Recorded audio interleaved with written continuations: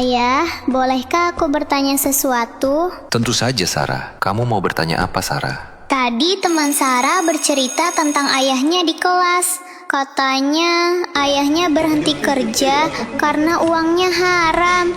Padahal ayahnya kerja dari pagi sampai malam, ayah. Capek banget. Buat keluarga juga kok katanya.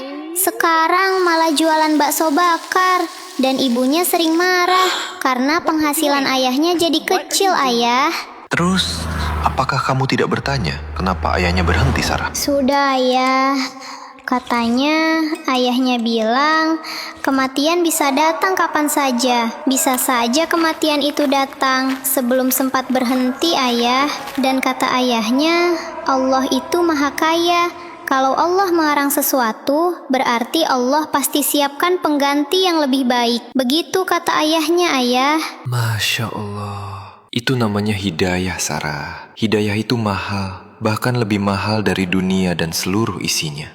Sarah, bicara halal dan haram tidak bisa dilihat dari seberapa capek seseorang bekerja. Kalau ukurannya pergi kerja dari pagi sampai malam, maka pencuri itu lebih capek dari kita, Sarah. Karena dia bisa keluar lebih pagi dan lebih malam, Sarah. Kalau dipikir-pikir, bener juga sih ya. Kalau tolak ukur halal sebuah pekerjaan cukup dengan alasan demi keluarga, maka para koruptor juga boleh korupsi. Karena rata-rata mereka korupsi demi keluarga. Demi istrinya berpakaian mewah, demi anak-anaknya sehat dan berpendidikan tinggi. Nah, jika demikian, bagaimana menurutmu, Sarah? Apakah alasan demi keluarga masih bisa kita jadikan tolak ukur halalnya sebuah pekerjaan, Sarah? Kalau seperti itu, tentu tidak, ayah. Kalau tolak ukur halalnya sebuah pekerjaan hanya dari keringat, maka para begal juga berkeringat saat membegal, Sarah. Bahkan mereka bisa mengeluarkan keringat dingin saat diburu polisi. Lantas, apakah profesi begal bisa menjadi halal, Sarah? Jelas tidak, ayah.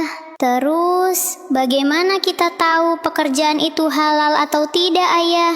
Tolak ukur halal atau tidak itu sederhana, Sarah. Selama tidak ada larangan dari Allah dalam pekerjaan itu, maka itu halal. Dan ketika seseorang meninggalkan sesuatu yang Allah larang, itu bukan sekedar kehilangan, itu ujian. Ujian? Ujian apa, ayah? Ujian yang ayah maksud, Sarah, adalah ujian apakah kita benar-benar percaya kepada Allah. Apakah kita yakin Allah akan mengganti dengan yang lebih baik, atau kita justru masih ragu dengan janji-janji Allah? Berarti ayah temanku itu termasuk orang yang berani ya, ayah? Bukan cuma berani, ayahnya salah satu dari jutaan orang yang sedang dipilih Allah. Karena tidak semua orang mau meninggalkan sesuatu yang besar demi mencari sesuatu yang Allah halalkan. Dan beruntunglah orang-orang yang Allah beri hidayah dan Allah kuatkan hatinya untuk berubah menjadi lebih baik, Sarah. Sarah juga mau jadi orang yang dipilih Allah, ayah. Itu keinginan yang indah, Sarah. Tapi ingat, menjadi orang yang dipilih Allah bukan berarti hidupnya selalu mudah.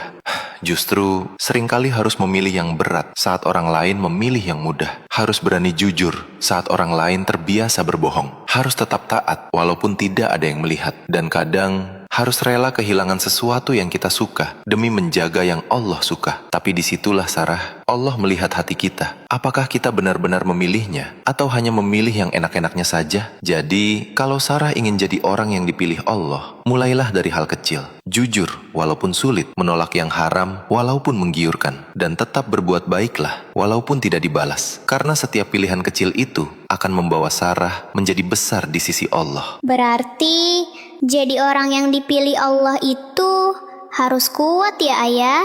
Iya, Sarah, kuat tapi bukan sendiri. Insya Allah, Allah lah yang akan menguatkan kita kalau kita benar-benar mau mendekat kepadanya. Sekarang mungkin Sarah belum kuat seperti itu, ayah. Tapi Sarah mau belajar, ayah. Mulai dari hal kecil dulu.